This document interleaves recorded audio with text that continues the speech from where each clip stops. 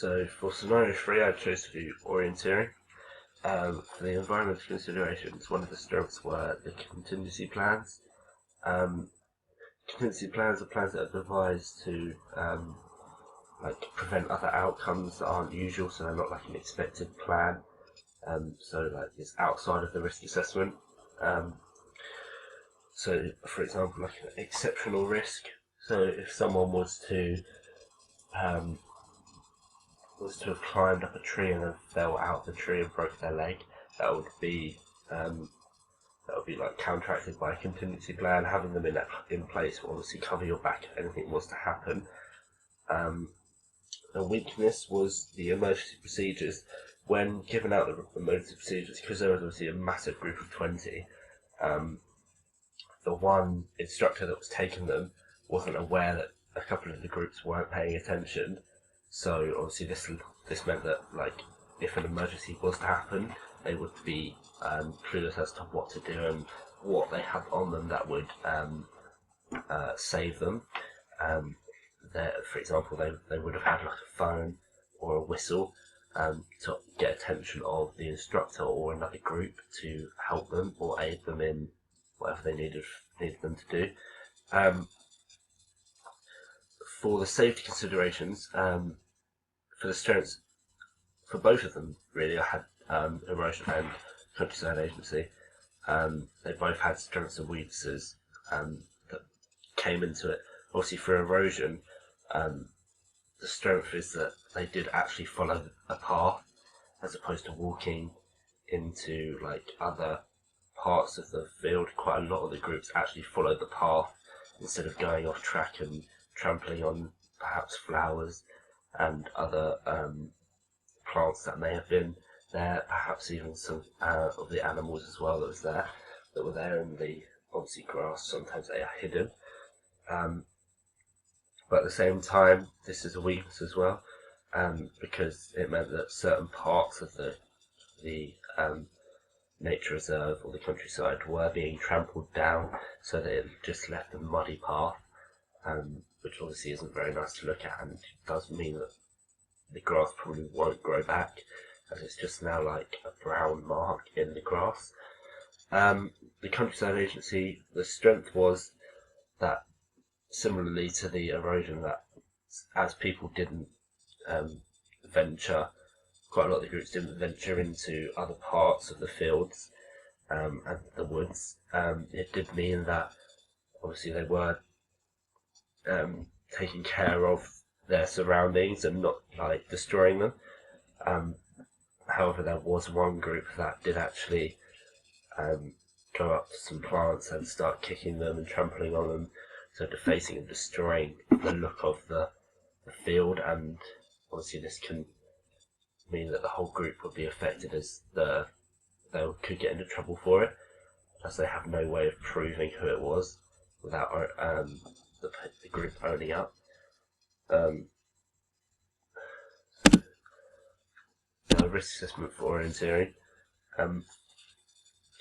The first hazard was getting lost en route. Obviously, that will affect the participant or the group that was there. So the existing control measures are that they do have a compass to help them lead the way, and also there are little flags or stickers on the trees to show that they're correct, whether they're going in the correct direction or not. So severity is only one.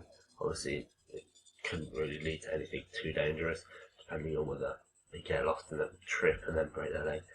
Obviously, that is highly unlikely, but obviously the probability of them getting lost is quite high, so it'll be 2, which leaves the risk being a rating of 2. The suggested measure for improvement is that they could have an enclosed area, so that they couldn't venture out into places where they wouldn't know, and they wouldn't be able to get lost as easy, as there'd only be a small sort of area that they could go into, and if they were to reach a fence, they know they'd be going the wrong way. The next hazard is tripping over and breaking the leg. This will obviously affect the participant and the person that they're with at the time, So it would mean that they'd be in a panicked situation. They may not know what to do. So ensuring that there is signage around the area and making sure that they know exactly where to go and what to do, that will obviously prevent the risk of this happening.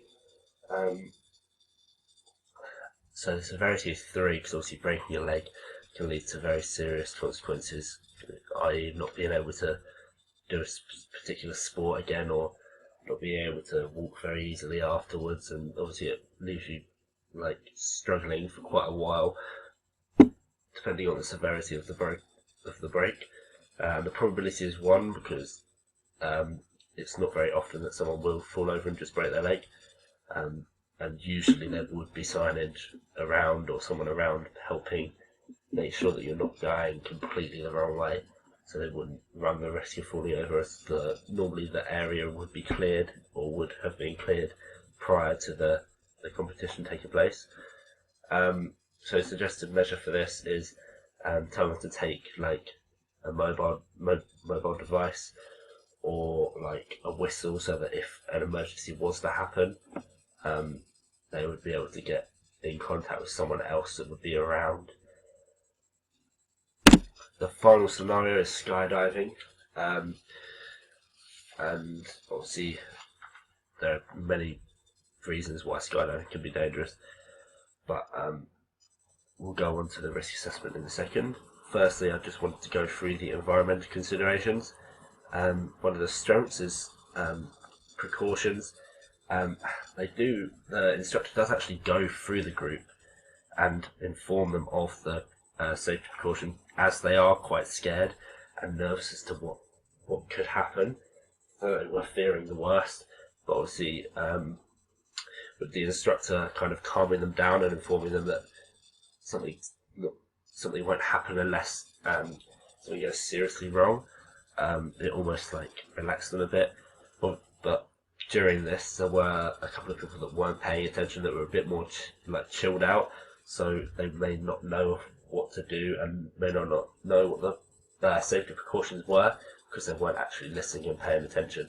So the instructors should make sure at all times that everyone's paying attention, so that the consequences or the precautions are made aware of, so the whole group knows, so that there's no risk of anyone becoming injured through something that may have been said.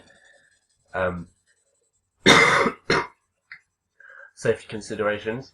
The strength is CROW, so CROW. This is an act to prevent public access to the countryside.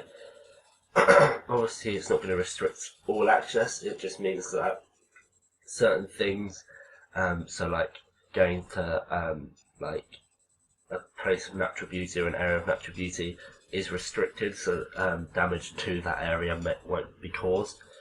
And they were made aware of this before they were actually put onto the plane, so that when coming down they could try and steer themselves out of the way of anywhere that they could land that may affect sort of that area, so the area of outstanding natural beauty. They were given like a landing zone or a safe zone, as it were, where they were meant to land, and everyone did do this successfully, so it meant that no harm was done to the area of outstanding natural beauty. Weakness is pollution. Someone was very, very panicky in the plane, so that meant that the plane had to stay in the air for quite a long time, meaning that obviously the engine was going for the whole time, and this was causing pollution to the atmosphere. Obviously that will be a weakness on the company, but also obviously they probably would have had a limited amount of time that they were meant to be in the air and not meant to go over it. However, they did on this occasion, as the person still wanted to try and jump, even though they were very scared of it. So they took a very long time of getting out of the plane, which meant that the plane was in the sky for a very, very long time. So the risk assessment for skydiving. The first hazard was the parachute failing to open. This will clearly affect the participant I mean, if on the unlikely occasion there was someone to be below them and they were to land on them, obviously that would affect the person that they do land on, but that's very, very unlikely.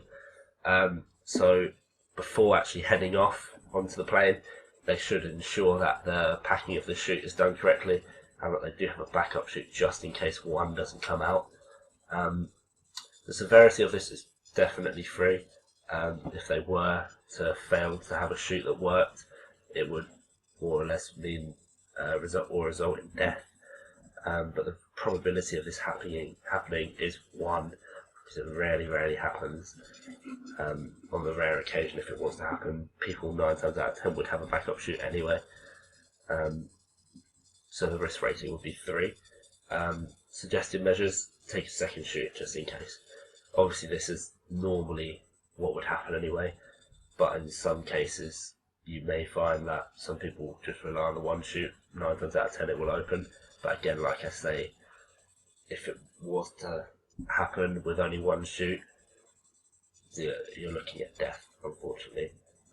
But yeah, they should take a second chute just in case. The second hazard is colliding with someone whilst in the air. Again, very unlikely, with the probability only being 1, but the severity is 3. Because if it happens, it's not going to end well, because you will then start spinning in the air. You've got to try and control yourself again, and if it's your first time, it's going to be very difficult.